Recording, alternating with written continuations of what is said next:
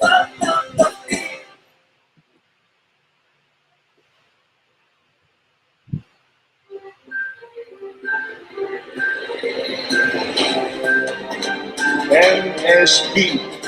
Kape at Balita sa Umaga.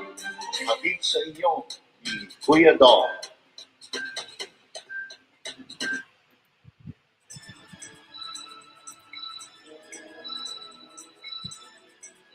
Welcome po sa ating Daily Dose of News, magkasangga sa buhay, kape at balita sa umaga. April 27, 2023, Huwebes, araw po ng Huwebes ngayon. At siyempre po, maghahatid naman po kami ng mga nagbabagang balita at kaganapan sa loob at labas ng ating bansa. Sa loob lamang po ng 30 minutos, sisikapin po natin na maano po natin yung 30 minutes, no? Kasi alam po natin na busy po yung mga kasangga natin sa araw na to. It's still a weekday, may pasok po, kaya lilimit lang po natin sa maikling panahon yung ating pagbabalita. Pero bago po natin simulan ang ating news updates, samahan niyo po muna ako sa isang maikling panalangin para simulan ng araw.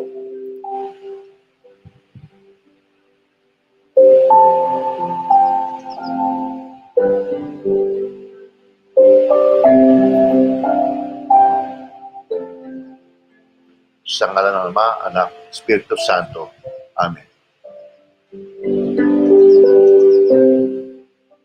Mahal naming lumikha, maraming salamat sa bagong araw na ipinagkaloob niyo sa amin.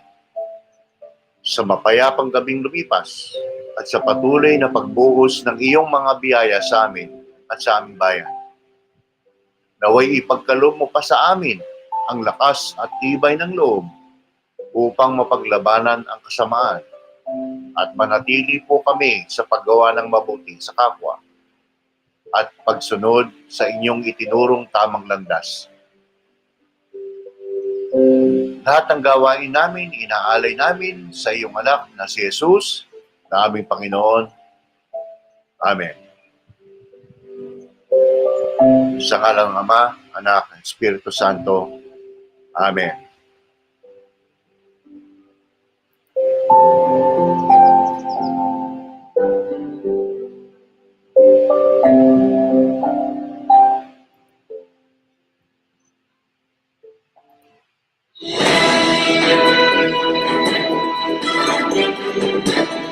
At heto na po ang mga nagbabagang balita ngayong araw na ito. April 27, araw po ng Huwebes. Para sa ating top news, mula po sa Rappler, Philippines.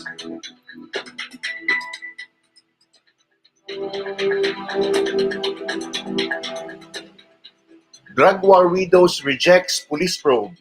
My husband's killer is one of their own. By Joves Gavilan of Rappler.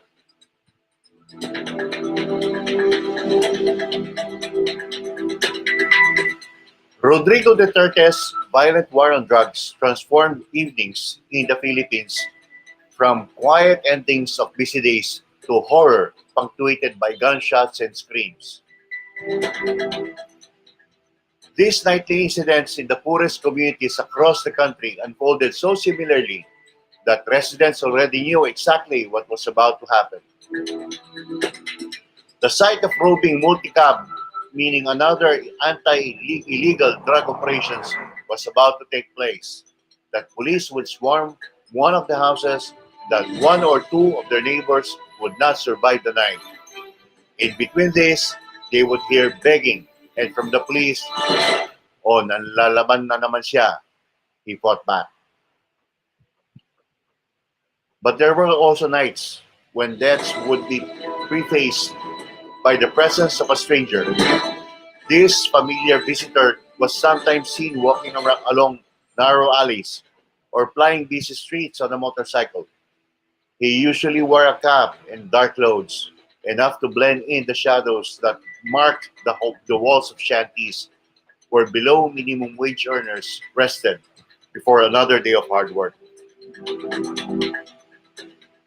This was the setting when the life of Ruben was taken one evening in September 2016. He was out watching television in front of a generous neighbor's house with two young grandchildren by his side. A nightly routine since they did not have the electricity in their own home. The family was in the middle of watching a Filipino teleserye when an identified man appeared in their periphery. One of them thought he was just a passerby. But even before he could finish his thought, the man pulled out a gun and shot Ruben point blank. The father of eight was killed by one of the bullets to the head. Pagdating ko galing sa bahay ng anak ko, may humarang sa akin at sinabi na binaril nga ang asawa ko habang nanonood ng TV. Kaya tumakbo na ako pero wala na. Hindi ko na siya naabutan. Vera, his wife, recalled to Rappler in an interview. Ruben was only in his early 40s and was working tirelessly to support not just his family, but also his grandchildren who lived with them. Vera said her husband sacrificed to make sure that none of them went to sleep on an empty stomach. He was the epitome of a model family, she said, despite his usual flaws. The bullet took the life of Ruben, did not exit his head. If it did, it would have also hit and killed one of his grandchildren, Vera recalled being told.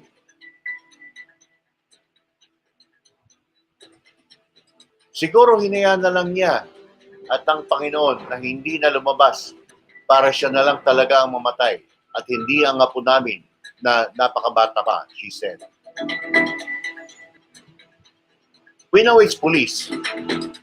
Ruben is just one of the thousands slain, vigilante style, a term used when perpetrators were unidentified, as police simultaneously waged Duterte's violent war on drugs. By August 15, 2016, a month before he was gunned down, the Philippine National Police already identified at least 899 deaths under investigation.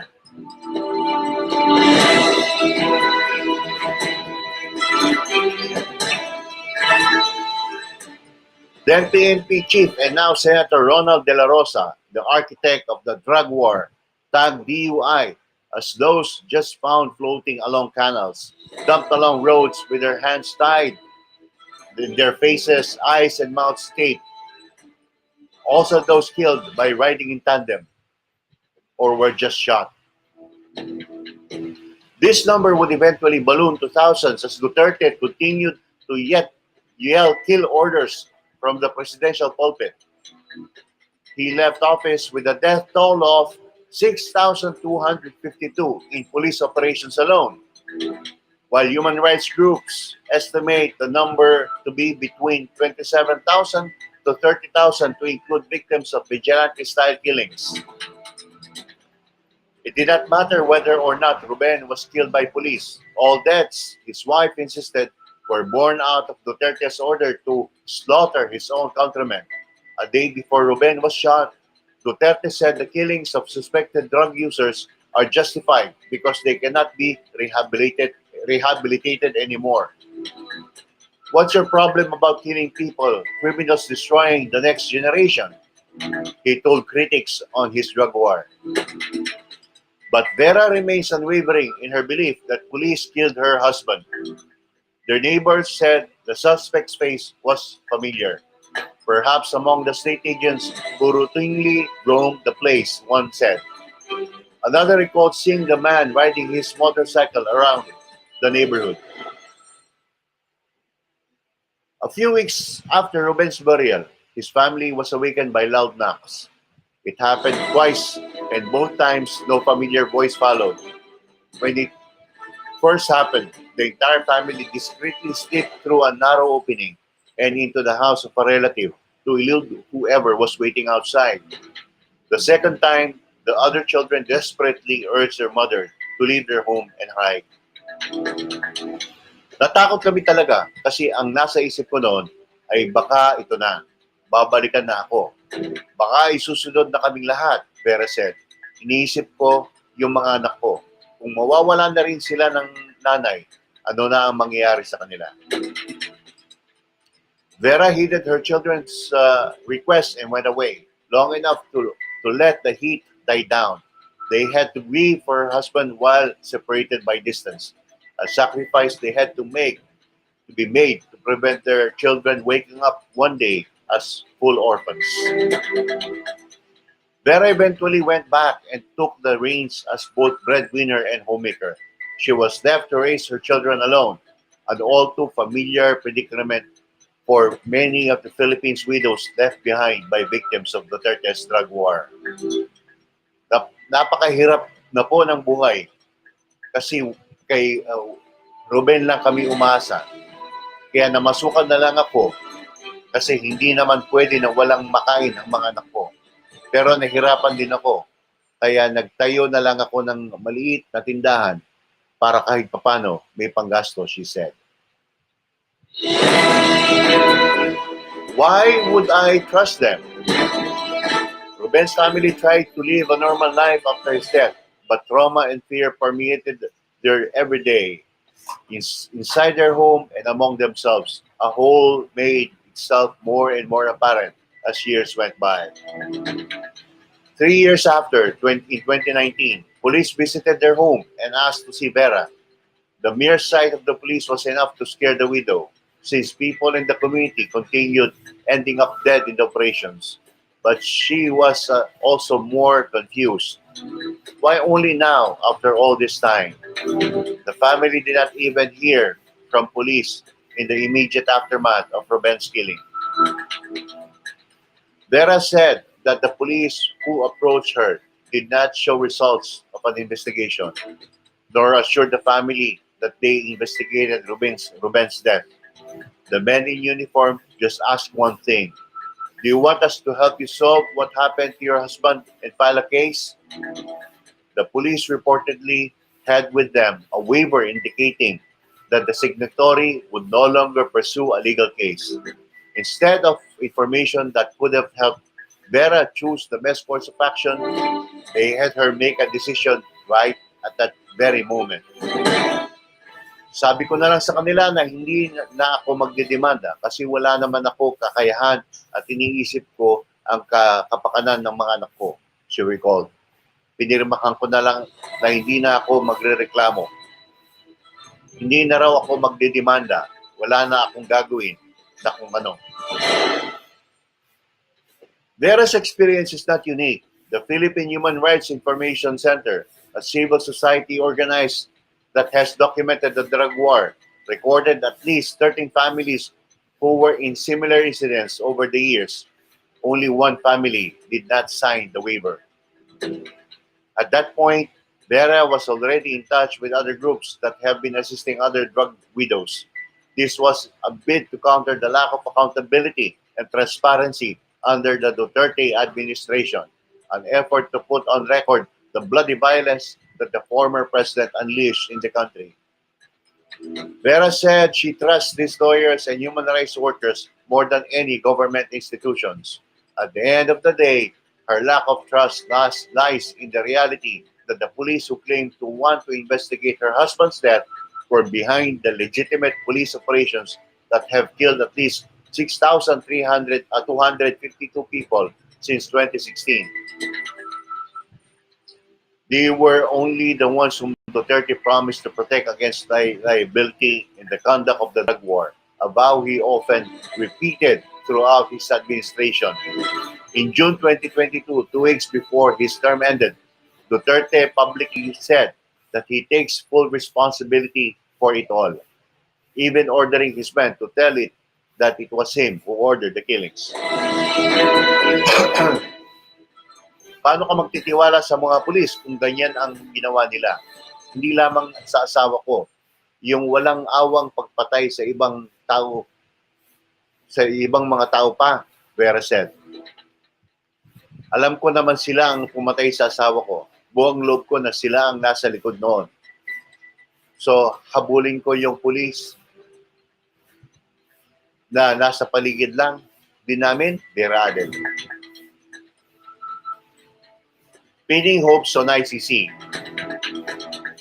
Vera's mistrust of the police is not unfounded, as many families themselves reported harassment in the aftermath of their loved one's death. But beyond this, there is also still not much hope in domestic mechanisms. Only a small number of convictions has been handed out in relation to the drug war, including the policeman involved in the killing of 17-year-old Kian de los Santos and the deaths of Carl Angelo Arnaiz and Reynaldo Culot de Guzman. The end of the Duterte administration did not mean the end of the killings. The HAS, a project of the University of the Philippines Diliman Third World Studies Center, documented at least 263 reported drug-related killings under the Marcos administration as of April 22, 2023. The dire scenario in the country, compounded by the continued culture of impunity, has pushed many families to pin their hopes on the International Criminal Court for a shot at any form of justice. The ICC pre-trial chamber in January 2023 allowed prosecutor Karim Khan to reopen his investigation into Duterte's war on drugs, a move that the Philippine government has appealed. In March, the court's appeal chamber junked the government's motion to suspend the ongoing probe while appeals proceedings are ongoing, given the absence of persuasive reasons. The Marcos administration continues to follow Duterte's playbook when it comes to the ICC. It falsely pointed out that this was an issue of jurisdiction, while allies filed resolutions urging Congress to declare an equivocal defense of the former president. Alam namin na wala na kaming pag-asa dito sa baba, kahit bago na ang administrasyon. Kaya ICC na lang iyong inaasahan namin na gagalaw at magbibigay hustisya sa amin, Vera said. Despite progress in proceedings, there is no guarantee of a positive outcome of the ICC.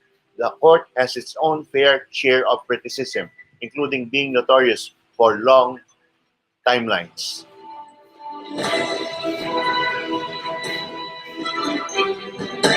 But for thousands of families left behind by drug war victims, the ICC represents an institution that is finally listening to their desperate pleas. In March, the court allowed them to share their views, saying that it considers it appropriate for victims to be involved in these appeals proceedings. After years of being ignored and gaslighted, if not harassed, the families are now being given the chance to speak. Nung namatay ang asawa ko, gusto ko na ipasa Diyos lamang kasi wala nang pag-asa ako nakikita sa Pilipinas. Pero buti na lang, may mga ganitong katulad ng ICC na gustong tumulong sa amin, Vera said. Kasi kahit takot ako, gusto ko pa rin naman mabigyan ng katarungan ang nangyari sa asawa ko.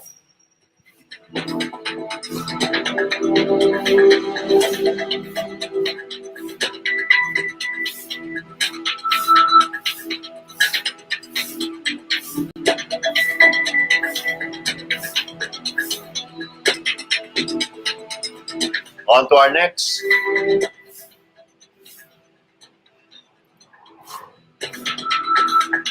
Also from Rappler,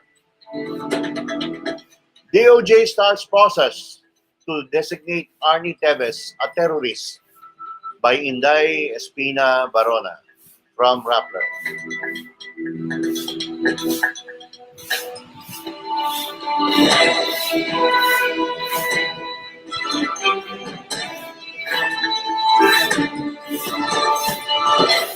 Justice Secretary Jesus Crispin Remulla on Wednesday, April 27, said the Anti-Terrorism Council has started the process of designating as a terrorist suspended Negros Oriental 3rd District Representative Arnie Teves. This morning, the Anti-Terrorism Council met already. I made a case already for the designation, Remulla said at a press briefing. He said a technical working group will review his department's brief and recommend action to the Anti-Terror Council. The designation of Teves falls under his alleged masterminding of the March for Pamplona attack that killed then Negros Oriental Governor Ruel Digamo and 8 others.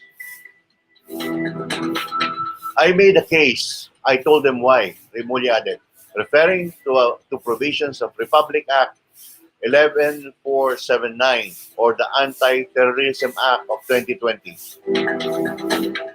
Remulla made his case during the 20th plenary meeting of the Anti-Terror Council since its inception. Remulla sketched the simple logic of his push to designate Tevez a terrorist. Governor Digamo was the highest local elected official in the whole Negros Oriental. For that person to be killed in his own home by a group of professional soldiers and, of course, captured for posterity by the CCTV system, it showed how brazen the crime was, the Justice Secretary said. If the person with the rank of governor can get killed in his own home because of forces like this, then who will not be terrorized by such an action, he added. I think that sends a message across. Napakaliwanag naman na kung kaya nilang patayin ang isang nakaupong gobernador sa loob ng tahanan niya mismo, ano pa kaya ang taong ordinaryo? Rendition. Expressing confidence that the Anti-Terror Council would uphold him and the government would overcome legal challenges, the Justice Secretary also made a reference to rendition. He once said Tevez is tagged. He said once Tevez is tagged for prosecution, for proscription, and the government also files case for terrorism. The duty of rendition comes into UN or United Nations member states. The UN member states, Remulla said, have the duty of rendition to arrest a person tagged a terrorist and turn over said person to the requesting government.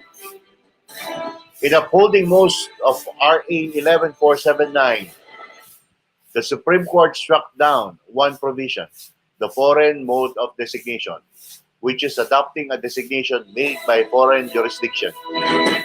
It is not clear if Remulla means that other states have the duty to do that, to do what the Philippine Supreme Court has struck down, or if other states do not have such prohibitions.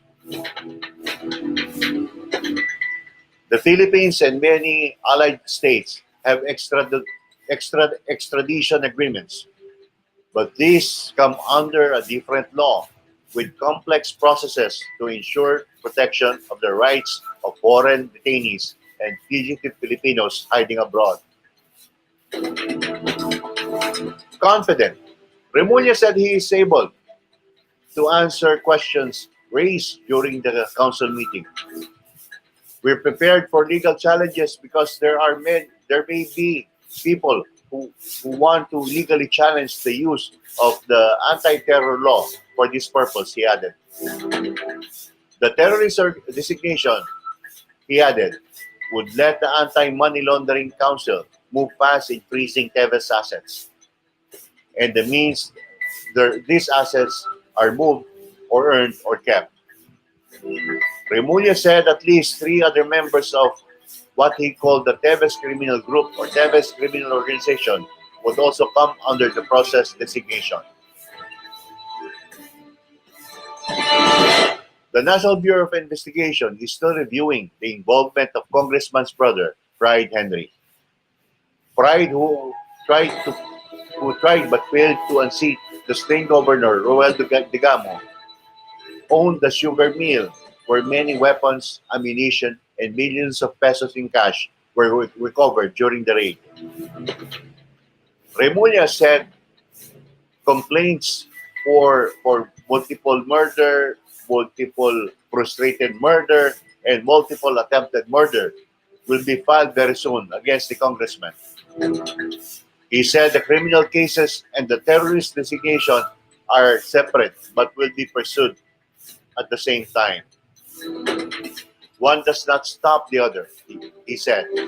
For the terrorist designation process, once the TWG completes its work, it will report to the plenary, which would then vote on recommendations. Remulla said the court cases are almost ready.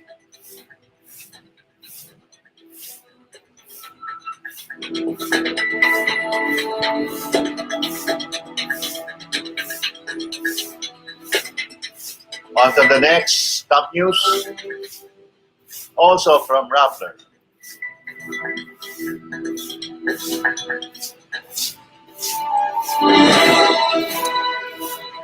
List jobs fairs on Labor Day 2023.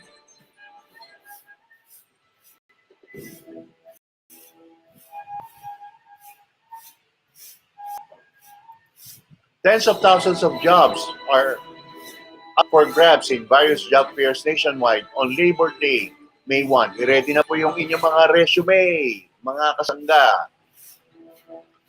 According to the Department of Labor and Employment, the top industries include business process outsourcing or BPO, manufacturing, finance and insurance, manpower services, and sales and marketing. Meanwhile, top vacancies include customer service representatives, production workers and operators, financial consultants, service crew members, and sales agents and clerks. The DOLE pegged a total of 73,779 available jobs from 808 employers as of Wednesday, April 26. The department expects vacancies to increase in succeeding days. Here is a list of upcoming job fairs in Luzon, Metro Manila, SMX Convention Center, SM Mall of Asia Complex, Pasay City on April 30, SM Grand Central, Caloocan City, Quezon City Quadrangle, SM City DF Parañaque, SM Sukat Parañaque, SM South Mall Las Piñas, Robinson's Place Las Piñas, Vista Mall Taguig, SM City Marikina, San Andres Gym, Manila, Third Level Alabang Public Market on May 5, Cordillera Administrative Region, SM Baguio, Benguet, Baguio Convention Center, Benguet, Ilocos Region, Provincial Livelihood Development Center, Bigan, Ilocos Sur, Peso Multipurpose Hall, Lingayen, Pangasinan, Orbos Gym, Santa Barbara, Pangasinan, Magic Mall, Urdaneta City, Pangasinan, Cagayan Valley, SM City, Tuguegarao, Cagayan, Robinson's Place, Santiago, Isabela, Reina Mercedes Municipal Court, Mercedes, Isabela, North Star Mall, Ilagan City, Isabela, Bambang Sports Complex, Bambang, Nueva Vizcaya. For Central Luzon, SM City, Marilao, Bulacan, SM City, San Jose del Monte, Bulacan, SM City, Cabanatuan, Nueva Ecija, SM City, Pampanga, San Fernando City, SM City, Olongapo, Central Zambales, Bulacan Capital Gymnasium, Malolo City, Bulacan on May 3, and People's Center, Balanga City, Bataan on May 3. For Calabarzon, Linares Center, Antipolo City, Rizal, Mimaropa, City Mall, Calapan City, Oriental Mindoro, and Bicol, Ayala Malls, Legazpi, Albay. For Visayas, Western Visayas, Robinsons Iloilo, Iloilo City, Central Visayas, Robinsons Galleria, Cebu, Lamberto Macias Sports Complex, Dumaguete City, Negros Oriental, Eastern Visayas, Tacloban Convention Center, Leyte. For Mindanao, Zamboanga Peninsula, KCC Mall de Zamboanga, Zamboanga City, Zamboanga del Sur. Northern Mindanao, SM, CDO, Downtown Premier, Cagayan de Oro, Misamis Oriental. Davao, SM City Davao, Davao City, Davao del Sur. Provincial Capital, Gymnasium of Davao Oriental, Mati City, Davao Oriental. For Socsargen, Kidapawan City Gymnasium, Kidapawan City, Cotabato. Caraga, Almond Inland Hotel, Butuan, Agusan del Norte. The Dole advised job seekers to bring the following requirements: resume or curriculum vitae, certificate of employment for former employees, diploma, and transcript of records.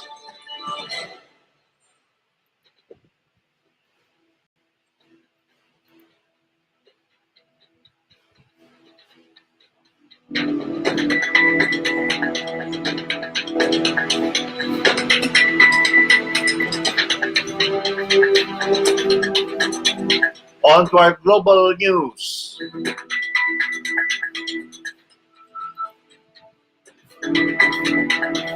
FBI working with U.S. companies to collect war crimes evidence in Ukraine.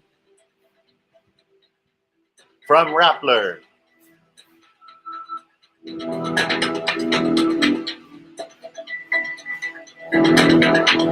News supplied by Reuters. San Francisco, USA. Ukraine is working with the U.S. Federal Bureau of Investigation and American companies to collect evidence of war crimes by Russians, such as geolocation and cell phone information, senior officials said on Tuesday, April 26. Ukrainian authorities are collecting digital information from battlefields and Ukrainian towns ravaged by the war since Russia invaded the country last February, said Alex Kobzanets, a FBI special agent who previously worked as a legal attaché for the agency in Ukraine. Collection of that data, analysis of that data, working through that data is something the FBI has experience working through. Kobzanet said at the RSA Cybersecurity Conference in San Francisco. That work includes looking into cell phone information, forensic analysis of DNA samples, as well as analysis of body parts collected off battlefields, he said. The next step is working with national U.S. service providers and transferring that information, obtaining subscriber information, obtaining geolocation information where possible, Kobzanets added. The work reflects deepening collaboration between the U.S. and Ukraine on the cyber front, where Russia has been a common adversary for both nations. The Russian government did not immediately respond to a request for comment. The agent added that the US FBI had for the past year and a half been working on helping Ukraine to also identify Russian collaborators and spies operating in Ukraine and the Russian forces that were operating outside of Kyiv as the invasion was happening.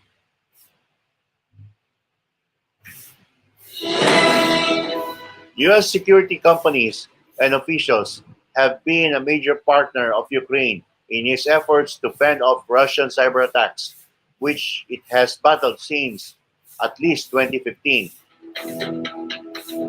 Ilya Vityuk, head of the Department of Cyber Information Security in Security Services of Ukraine, said that while the number of Russian attacks against Ukraine has grown in the last few years, in recent months, they have become more targeted. It's very difficult to prove in a criminal case who is responsible, said Bityuk. It's very important for us to get as much information about Russian cyber criminals because we collect all this information and put it into our criminal cases. We do believe that this case about cyber war crimes is something new, he added. This is where we have seen the first full-scale cyber war.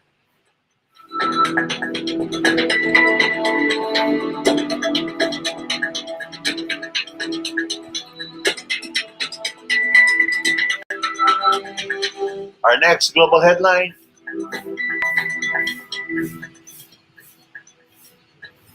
no sign Sudan warring parties ready to negotiate, UN.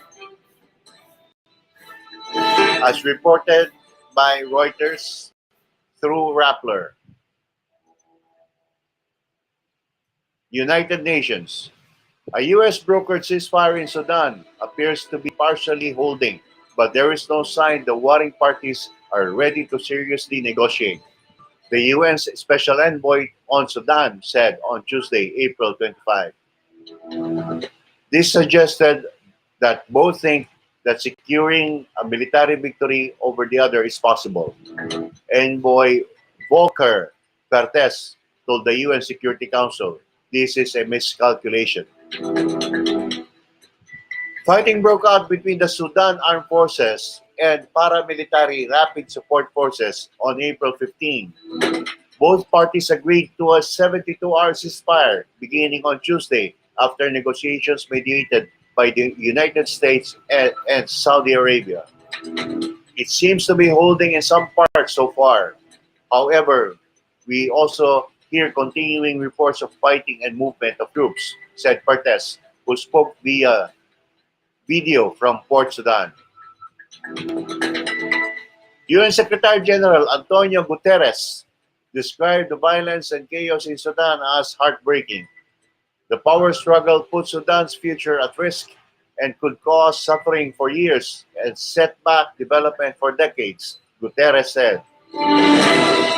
The United Nations has moved hundreds of staff and family members to Port Sudan from Khartoum.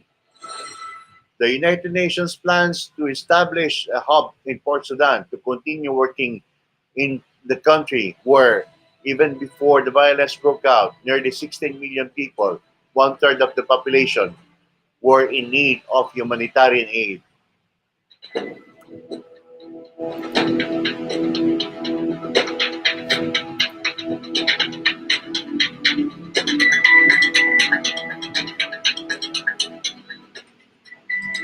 For a regional headline,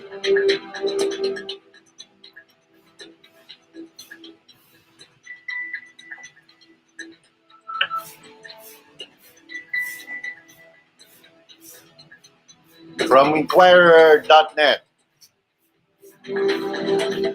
Ilocos region sees slight increase in weekly COVID-19 cases.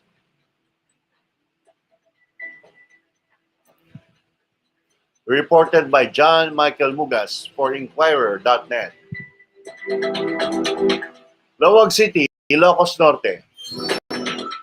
COVID-19 cases reported in the Ilocos region between April 16 and 22 rose slightly by 10.5% compared to the previous week, with 42 persons infected, the Regional Department of Health said on Tuesday, April 25. The figure brought the daily average cases to 6, the DOH said in an advisory. None of the 42 new cases severe or critical. No deaths due to COVID-19 were also verified by the Health Department in the past week. Health facilities for COVID-19 patients in the region remain at a safe level, with 16 of the 152 intensive care unit beds set aside for suspect, probable, and confirmed cases occupied. The DOH said 111 of the 1,260 non-ICU beds were also occupied. 4 provinces in the region, Ilocos Norte, Ilocos Sur, La Union, Pangasinan, remain under Alert Level 1. or the least restrictive under the government's alert level system for COVID-19 until the end of April, according to the bi-monthly resolution of the Interagency Task Force for Management of Emerging Infectious Diseases, or IATF. Alert Level 1 was also retained in Dagupan City in Pangasinan Province. The regional DOH reminded the public to adhere to COVID-19 protocols to prevent the spread of the disease. The public was also urged to double up protection with vaccination by getting the primary and booster doses of the vaccines. While the region has at least 3.8 million fully vaccinated individuals, only 40% of the 1.5 million have received at least one dose of the booster shots, according to regional DOH data.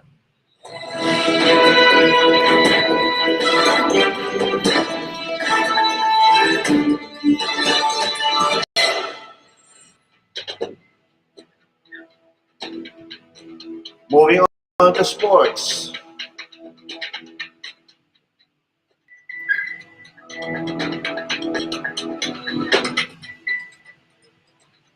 SEA Games 2023 update from Rappler. Gilas Pilipinas to miss June Mar Fajardo in SEA Games gold hunt by Delphine Dioquino.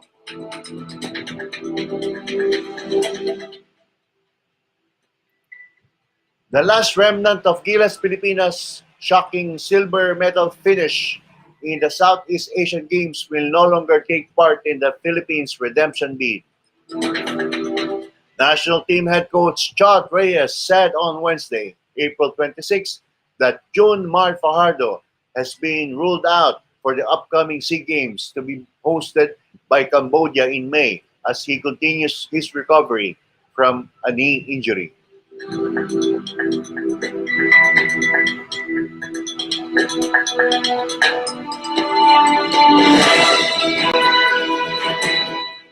Fajardo sustained the injury while playing for San Miguel in the East Asia Super League in March and missed the latter part of the PBA Governors' Cup, where the Beerman suffered a semi-final exit.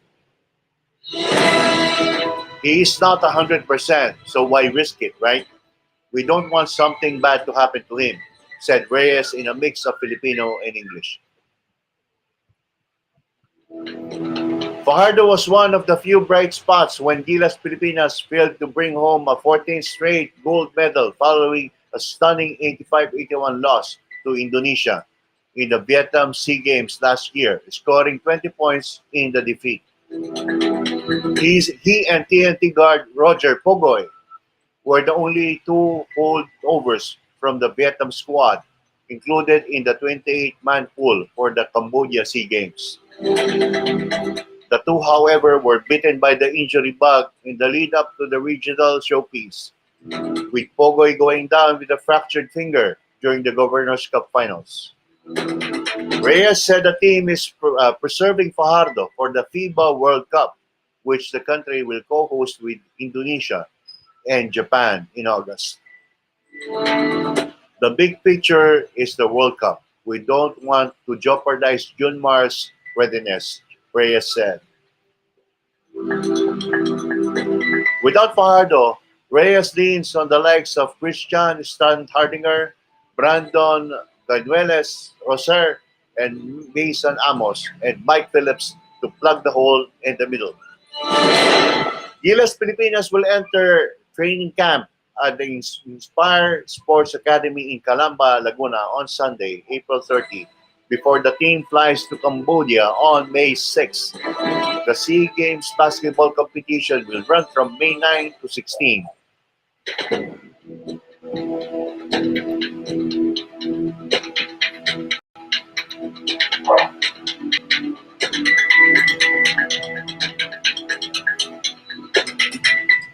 Updates from UAAP Volleyball from Rappler.net.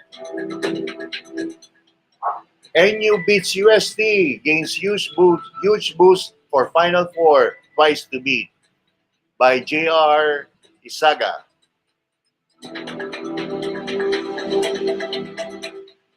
The NU the NU Lady Bulldogs close in on gaining a twice to beat semi-final advantage in their UAAP women's volleyball title defense after downing fellow contender UST Golden Tigresses in 4 sets: 25-16, 25-21, 17-25, and 25-14 at the Phil Oil Eco Oil Center on Wednesday, April 26. With the win, the defending champions rose to a 10-3 record of their fifth straight win, with one final assignment against Ateneo on Saturday, April 29, 11 a.m. UST, meanwhile, no longer has any say over its twice-to-beat fate as it's lead to a 9-4 tie with Adamson after snapping a four-game winning streak. League-leading LaSalle, 12-1, already claimed the first Final Four advantage, leaving the three other semifinals to fight for the last bonus. Alisa Solomon led the balanced attack with 17 points, while reigning MVP Bella Belen scored 16 of 13 attacks, 2 blocks, and 1 ace. Van Shalinsov added 10 points as Jen Nierba churned out 16 excellent receptions with 10 digs. Likely steaming after missing out on a sweep win and going down as many as 10 points in the third set, the Lady Bulldogs came out guns blazing in the fourth, pumping out a 5-0 start of a booming Alinsug back row kill. Although UST fought back within 2-9-11 after 7-2 response, hiked by 3 straight Jaime Hernandez blocks, that was the last gasp that Golden Tigresses would have as the Lady Bulldogs put the game away with a pivotal 7-0 charge, ending with the Lambs Lamina ace to double the gap at 18-9. UST only got as near as 5-14-19 before NU cruised to the finish line with the final 6-0 surge, ending with a one last Belen kill for the win. We're very happy that we brought what we trained for this game, and we're very happy that we're one game away from the twice to beat, Belen said in Filipino. One game at a time, and we'll get there.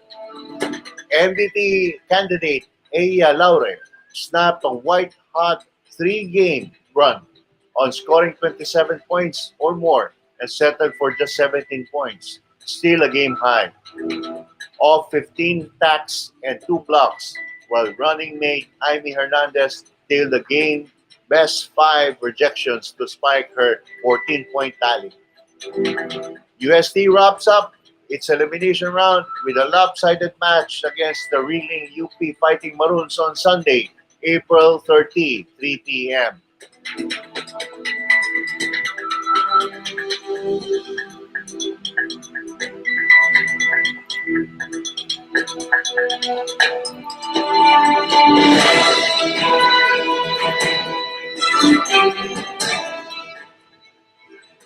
Updates for NBA playoffs. Devin Booker pours in 47 as Sun oust Clippers by Reuters and Rappler.net.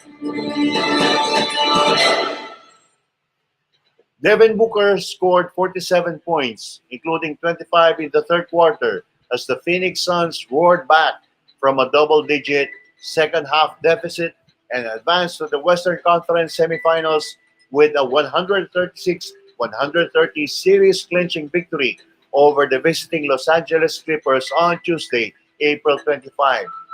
Wednesday, April 26, Manila time. Kevin Durant scored 31 points and DeAndre Ayton added 21 points and 11 rebounds for the number 4 seed Suns who recovered from a Game 1 defeat to roll through the remainder of the series by winning the next four contests. Phoenix is set to face the number one seeded Denver Nuggets in the second round, which starts Saturday in Denver. Norman Powell scored 27 points and Ivica Zubac added 16 points and 10 rebounds for the short-handed Clippers, who played without Paul George's knee and entire series and lost Kawhi Leonard knee also following Game 2. Los Angeles nearly erased a 20-point deficit in the fourth quarter.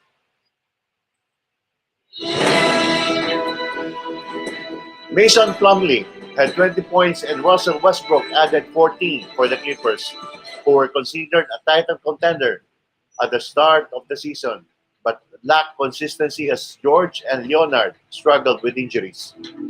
The Clippers carved out 71-61 lead early in the third quarter before the Suns went back to work. Phoenix grabbed an 80-79 lead with 6:18 remaining in the third after a Booker dunk. It was Phoenix's first lead since 6:18 remained in the first half. Booker then supplied 12 points in an 18-0 Suns run that gave them a 104-86 lead with 1:24 remaining in the third quarter. Phoenix outscored Los Angeles 50-24 in the period by shooting 63%, 17 out of 27, while taking a 111-94 lead. Westbrook had a flagrant foul late in the third quarter as the game began to slip away, and Bones Highland had another early in the fourth period for Los Angeles. But the Clippers rallied with a consecutive 3 points from Nicholas Batum, Powell, Terrence Mann, and Batum again to pull within 128-125 with 13-19 remaining. The Clippers were within 132-130 with under 2 minutes remaining, but could not get any closer as Durant scored with the last 4 points of the game. Chris Paul had 15 points and 17 assists for Phoenix, while Josh Okogie added 11 points.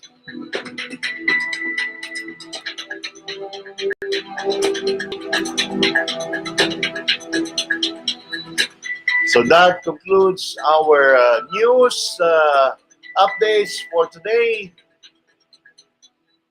April 27, 2023, Thursday.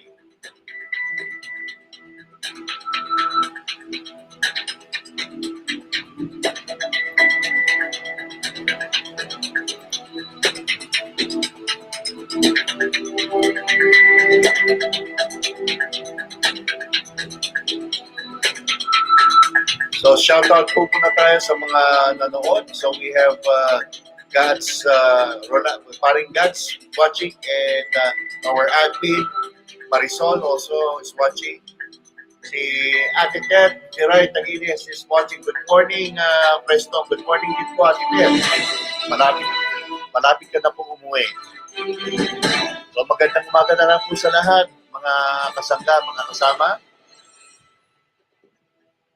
Tomorrow, Friday, brownout po. I'll try to do an early recording para po ano pa rin tayo, makapag-broadcasting po tayo.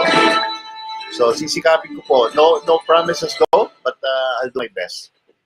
So, with that, this ends our live streaming for today. Magandang araw po sa kanilang lahat at hope you all enjoy the day. Thank you very much.